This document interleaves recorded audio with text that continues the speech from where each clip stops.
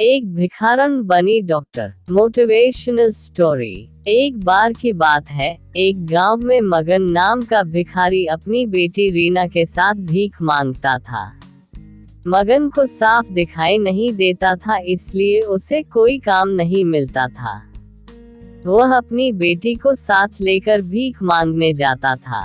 रीना को भीख मांगना पसंद नहीं था, वो पढ़ना लिखना चाहती थी। जब वह सेठानी के घर भीख मांगने जाते तब उसके बेटे राजू को पढ़ते देखकर उसे अच्छा नहीं लगता। ये देख सेठानी ताने देते हुए, देख दरवाजे पर वही भिखारी होगा, उसे भीख देकर भेज दो।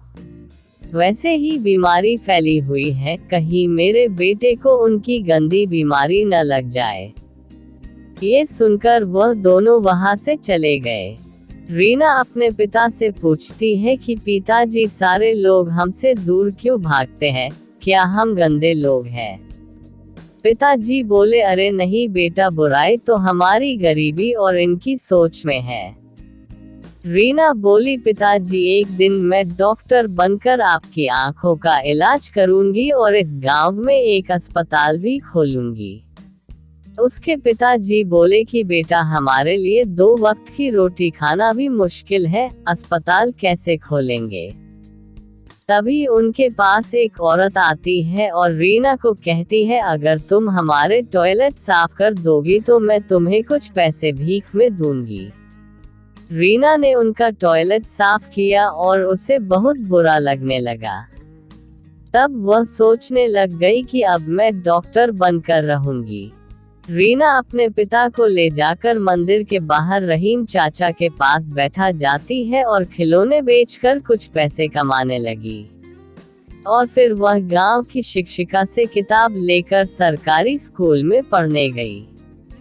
अब रीना रोज स्कूल से आकर खिलौने बेचती और अपने पिता का ध्यान भी रखती। रीना रात रात भर जागकर पढ़ाई करती और हमेशा अव्वल नंबर लाती। रीना की कामयाबी देखकर गांव के सभी लोग हैरान रह गए।